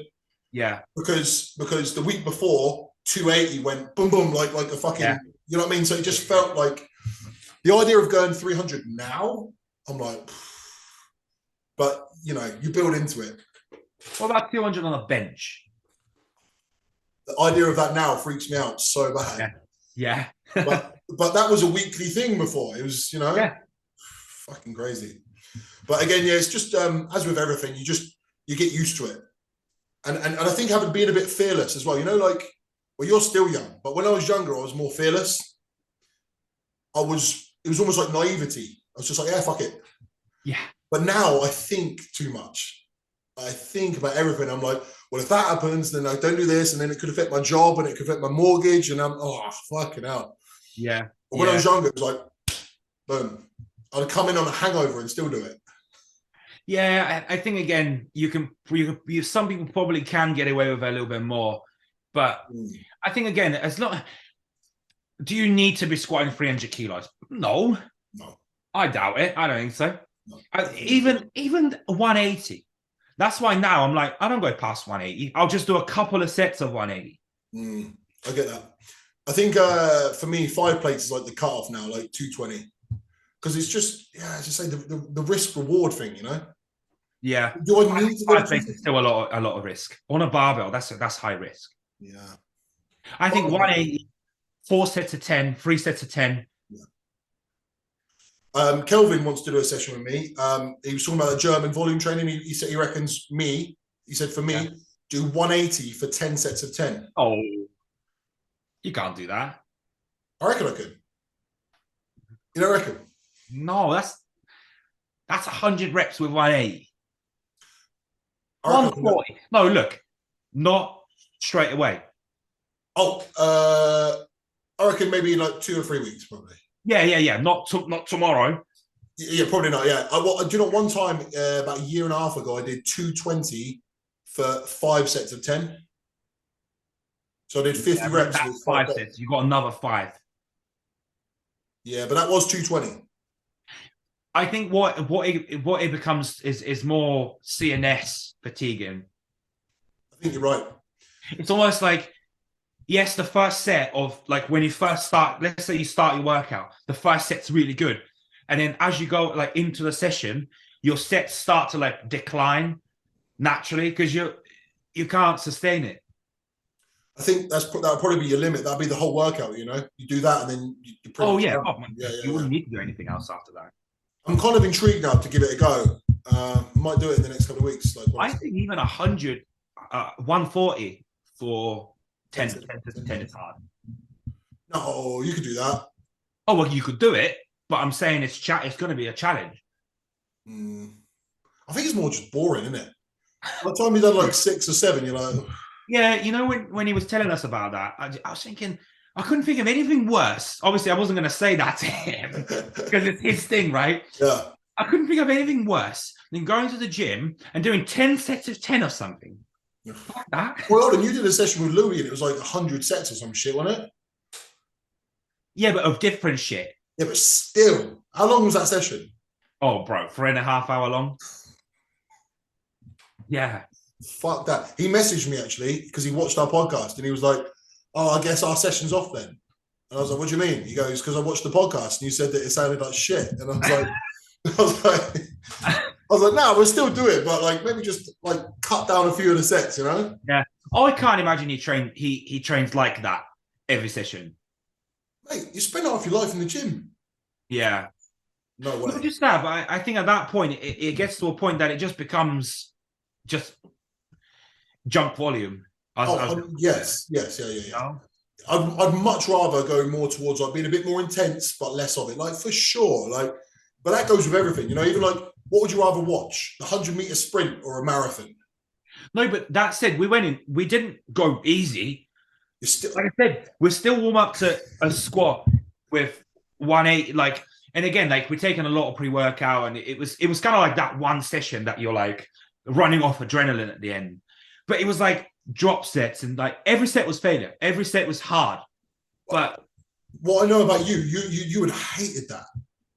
You would like I can imagine. well, look, my volume's a little bit higher now compared to what it was. Yeah. So it's not like one set or like three sets how it used to be. When you were like five exercises, not 5 sets, 5 exercises deep, and he said, like, next thing, were you literally like, well, because he'll be like, oh, we'll do one more set on here, and I'm like, right, we've done like 4 sets on here. How many more sets to say? You know, like another exercise, another exercise, another exercise. Yeah, I mean, we planned the workout beforehand. So you knew, okay. We're like, right, we're gonna do this and this and this and this, but it was just. It gets to a point that you feel it in your legs are just spent, and you're like, I'm just kind of moving weight for the sake of it now. It's more like cardio. 100%, right? So I trained with Dan McNabb. And that's what it was like. So he trains in like the Dorian Yates style, right? One big set, and then when you're done, you do negatives, and then you do partials, and then you rest, pause, and you go again, right? And at the end, as you just mentioned there, I'm not connecting. I'm surviving. Yeah. You know what I mean? All I'm doing is just and it just, at what point does the reps become a bit shit? Like, you know what I mean? I think like contraction is important. Now, for me now, especially with like chest, like quads is not really so much because I've got an easy time feeling my quads, but back, chest, things like that. Contraction is really important. So if I'm just moving the weight, and I think that might work for some people, like, but us, we're not people that just gain muscle like that. It takes no. You've got to be a little bit more like before, like you got to be a little bit more planned out, you know? Yeah. Have you seen Jay Cutler train? Yeah, he just trains like high volume and just like fuck all intensity, just kind of. But it doesn't even look like he's trying. He's just got this. And then he'll just stop. He's nowhere near failure, and he just stops. Like, I've seen Sasan train like that. If you're built for bodybuilding, fair play. But unfortunately, you and me aren't, so we got to try a bit harder than that. You know what I mean? Yeah, that's it. And again, it comes down to it's not fun. For me, if it's not fun, this like when Louis was like, look, I'm trying out this like new high volume work, like a lot of negatives, I'm like, that's cool, but I just don't like training with them. So for me, I don't even want to try. Yeah. No, I totally get that. Like, yeah, I mean, optimal is enjoyment, right? They kind of like the two kind of like marry into each other, don't they? You know? So yeah. So for me, I said to him, like, because when we kind of plan out the split, and I said to him, look, I want, because say for example on a back workout, I'm like, I want a barbell row. Like, I know that a lot of the movements are going to be chest supported, but I want at least one movement that I'm like, right, this is my fun bit. You team stuck in, yeah. Where I'm like, I look forward to that. Like when I go in the gym and train, I'm like, right, I'll get my barbell, and then the rest, I'm like, yeah, I'll get over it. Like the T-bars and that, because I'm like, I don't really enjoy it as much. I'd like to, you know, it doesn't matter whether you got 6 plates aside or 6 plates on the T-bar or whatever the fuck. It's not as fun. It's not the same as a barbell. Yeah. Oh, I agree. That you can't have more fun than squat bench dead. like squat bench dead are the most fun. There's no doubt. If you and I didn't have like injury scares, like, I guarantee we'd still be doing it. Right? Like, yeah, that will be our session. Yeah. I think you said that on the podcast with Dan, didn't you? You were like, you'd still would. I would probably still be like powerlifting if I could do them. Me too. If I wasn't worried about ending my career all the time, like I'd be 100% be powerlifting. Yeah. It's so fun. It's so fun. And when I did that power meet, it was like such a rush. It was amazing. I'd recommend anyone to do it. Like it's really fun, but be powerful. If you're not powerful and you're a powerlifter, don't do it. But yeah. Again, and there's still times that I don't know if you're like that, but for me, like I get to now, for example, I'm not like moving stupid amounts of weight. and then I'll go through stages that I'm like, I'm strong, so I can move more weight. Yeah. Like certain machines, like the chest press, for example, there's times I can move 5.5 plates aside on that. Yeah. Like now I'm like, well, 3 is feeling quite heavy, so I'm just going to stick to 3 and just do more volume. This is something that when I was younger, I wasn't really aware of. Like before I really got into training, like you're not always up here. Like when you see a big guy, you just assume they're always strong. Yeah. And yeah, I guess compared to like an average person they are, but strength is like this. It's never just there, is it? You're never always peaked. You're always a little bit down or a little bit up, a little bit down, a little bit up, you know? And I don't think a lot of people necessarily know that unless you're told. That's why I'm not fully into the whole JP thing where he goes, you can always progress your logbook. I don't think so. Oh, bro, like Martin's got one of his questions for me every single week on the check-in about strength. Is your strength up or down? And for me, it's always a weird question because in my life, it's down. But from last week, it's up. You know, so it's like, I don't know. I think that's more like geared towards like the beginner people. Yeah. Not like yourself, because like, I mean, your strength isn't just dramatically going to take a dip. No. Like, as long as I'm like, each time I kind of reset myself. So you start a training block and you reset yourself and then you progress that block. That's all you can do. But my overall best strength was probably like 2019. And I don't know if I'm ever going to be that strong again. So I'm always like, so I'm never fully satisfied with my numbers now. Every time I post something up, I know that I was stronger before and it kind of winds me up. I'm like, oh. And then you get people going, oh my God, bro. And you're like, because you know how much stronger you were before. How much stronger you've been. Yeah. So this is it. Sometimes I'll do I don't know, 260 for like something. And I'm like, yeah, but I could do that way easier before. Yeah. And like, it's not anywhere near as impressive. And it's on blocks. And it's like, but hey, and you know what? And even to add salt to that fucking wound, we were smaller. Yeah. So like pound for pound, we were so much stronger. You know what I mean? We were smaller. Why was that then? So why can't we do that now? We probably could. I think it's training style and methodology. So if I said to you, Chudley, now you have to stop what you're doing and you have to get back to 300 for 5 on a deadlift. I guarantee you could do it if you could really fucking honed in on that shit. You know what I mean? Yeah. I don't know, because I bet you could. I don't know if I've got it in here now. Because back then that was it. So you think it's more here than it is training methodology? Oh yeah. I mean, aside of it from injuries, like because of my pec, I could not bench 200 again. But on a deadlift, yeah. That's why I used that one. So I think if there was a gun to my head and I had to squat 300 for reps, I could do it again in 6 weeks. Yeah. I just don't have it in me, like because I want other things more. I want to be a good bodybuilder more than I want that squat, you know? I think it's fair for me, like I'll just be like what you said before, fuck it, I'll try it. Yeah. 180 bench, there's no one to spot me, I'll be all right. What the fuck? There's no one around and we're like, yeah. Bro, I've got a video, it's actually on my YouTube, I'll send it to you. I did a 180 for 4, and on the 5th, I came down, right? And I failed it. And it got stuck on my chest, and someone had to come and like fucking save me. But like, I was like, oh, Bill, all right, it's fine. Yeah.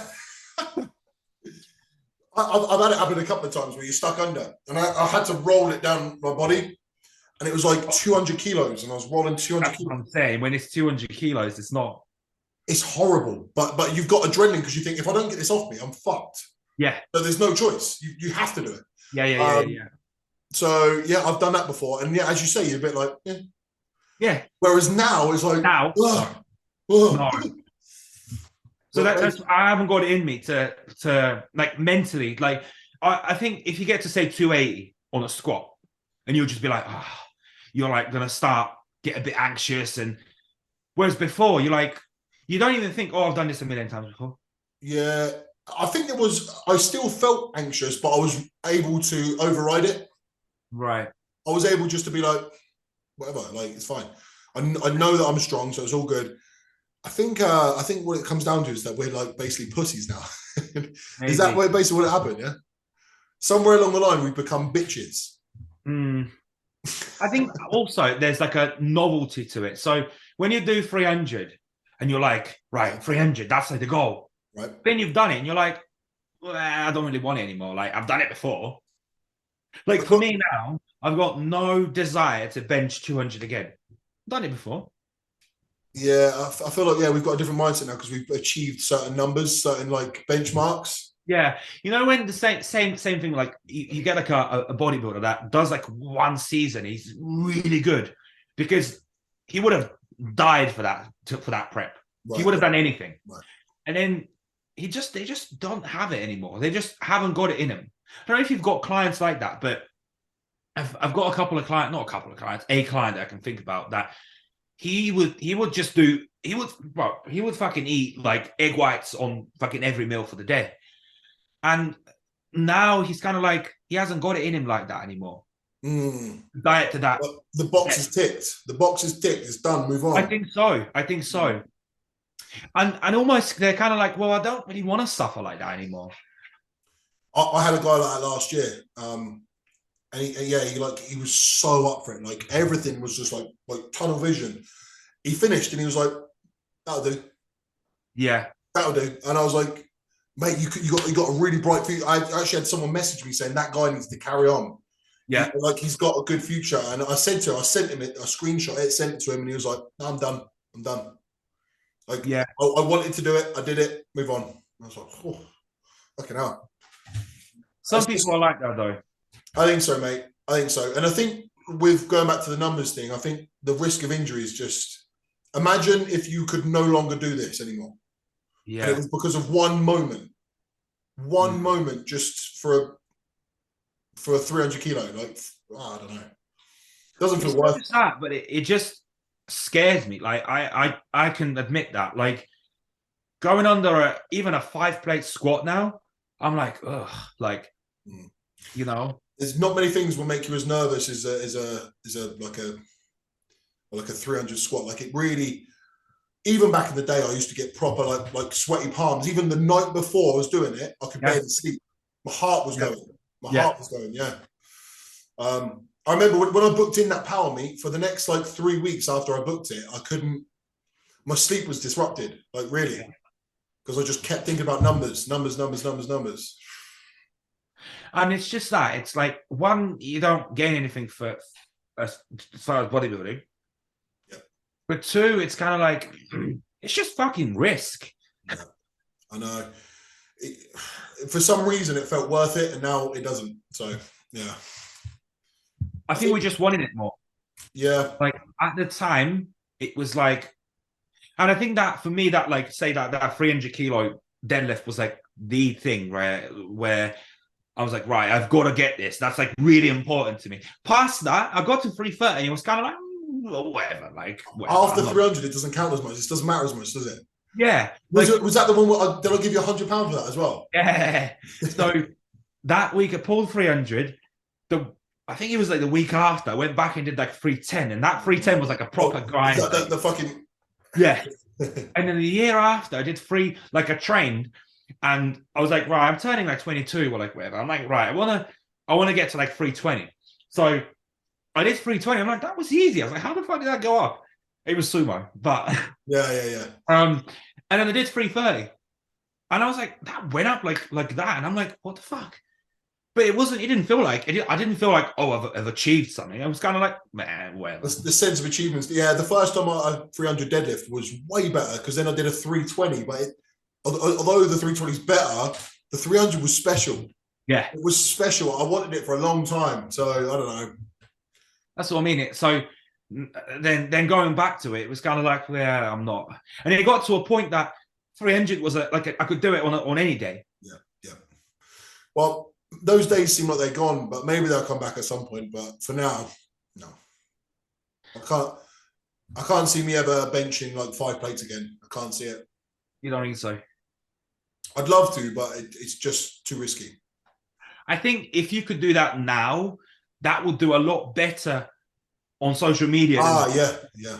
Back then, no one gave a fuck. It was almost like, Every time I posted something like that, yeah, it got no interaction. Yeah, I was posting like 200 for reps week after week, and it was like people like, yeah. I think now, because no one does it, that will get a lot of like even that 180 squat that was like years back anyway. But yeah. the first one that I posted, I didn't expect it to get so much traction. I'm like, how the fuck? Sometimes things do, and you don't even know why. And even with other people, someone else will post something, and it's really average and basic, but it'll get like mad response. And you're like, Yeah. No, I think what it is because now what you see is hack squats, Smith squats, pendulum squats. You don't see barbell squats. Who barbell squats? In the powerlifting community, but we don't follow those people. in bodybuilding, very rare. Like it's rare. Yeah. So I think that is Do what. you know what the irony is as well? Is I can barbell squat without any pain. I'm nervous, but the pain in my knees is dramatic. Is so much better than when I hack squat. Right. Hack squat is like the knee ruiner. Like it's so hard. Well, you do barbell though, don't you? Not really. Sometimes I ran it for like recently. Like you and me spoke about it. I ran it for like 4 weeks, and then I stopped because I had knee pain. But actually, the knee pain was from leg press. Right. So yeah, the back of my knee hurts, and I don't know why. When I come down, like so on the eccentric, my knee wants to give way. I don't know. So I don't know. Do you like you don't? Let's say you start. Let's say you don't just run the same movements for say I don't know 2 months or whatever. You change it as you however you feel. So me, right? One time I'll say today, right? I went on the Smith. I did 3 sets of back Smith and 3 sets of front Smith. I did only at the end I stripped it down to 2 plates aside. I did 3 sets of 12. But last time I think I did a hack squat. The time before I did a barbell squat. So I kind of just change it based on. Yeah, I'll check. Yeah, basically the same as you. Like a variation of a squat. There's 3 things I'll choose from. Yeah, and sometimes one will hurt a bit more than the other, so I'll leave that, and then yeah. I'm not super anal about that. As long as I get a squat movement in, I'm happy. Because that's what my program's squat. It doesn't mean do whatever one you want. That's what I say. That's what I say to every one of my clients. Like, if something hurts, just swap it. Like, don't be so hell bent on it. Has to be the pendulum. It's like, no. Just but you've got again the JP crowd are like, oh, you got pull A and you got leg 1 and leg 2, and leg 1's got to be this and leg 2's got to be exactly that. You can't change it. I'm like, no, I want to do barbell today. Yeah, I mate, 100%. And I don't like feeling too restricted, but also they can all work. Yeah. All of them work. If you do them with intensity, they can all work. I think people are so hell-bent. And the trend has been hack squat, hasn't it? In the last, how long? I don't know, 3 years, 2 years? 3 years, yeah. Yeah, hack. So I see it so much, so I'm tempted to go and do it. I do it, and my knees hurt like fuck. So I'm like, oh my God, no. I don't know how I see people do it so much. 8 plates on the Cybex. Yeah, the Cybex is heavy. We've got the Cybex, and it's just horrible on your knees. Do you know what I find? Knees isn't my weakness. I'm not well, touch wood so far. Legs isn't my kind of It's never been an issue, right? No, yeah. Mine is up here, my chest, and that's the shit I've got to be careful. I get a lot of elbow tendonitis, stuff like that. My knees and that, they're typically fine. Right. I think I'm just a bit more prone to it, yeah. Which is ironic because squats is my favorite thing, but yeah. Obviously, everyone's gonna have different joint weaknesses. For me, it's up here. It's my chest, my elbows. So that's kind of where I've got to be more careful. So often I'm feeling, even right now, I'm feeling pain in here, the little knobbly bit, the insertion point on towards your humerus. Mine hurts there quite a lot, to be honest. Does it? Yeah, I've got chest tomorrow, and I'm already mine. When I squeeze it, I can. Sorry, say again. Before I tore my pec, that was aching for weeks, and I just ignored it. That was hurting me for weeks on end, and I just ignored it. Mine has hurt on and off for years. Yeah, but that's probably because you let it heal, Yeah. You go back and Yeah. you've I got to know be careful. You've got to be careful because also like if you tear it, you're done. Yeah, but bodybuilding's never going to be the same again, ever. I know. Oh, I know. and I'm telling you because I've got ways of hiding it, but equally you can't hide it. Yeah, it's very much there. Have you? It's funny actually. Hunter Labrada, he's got it really bad.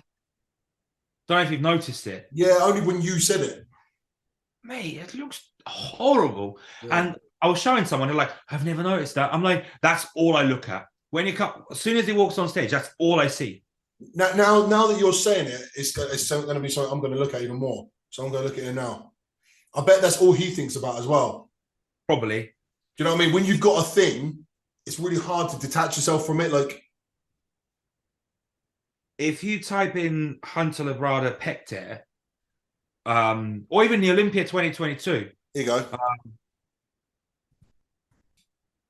And you can see it on. No, that's not even bad. Look at a front double on him. He doesn't post. Oh, there it is. No, he doesn't post it very much. No, but if you look on, right, can you see this? Oh yeah. Wow, yeah, it's like a proper lump.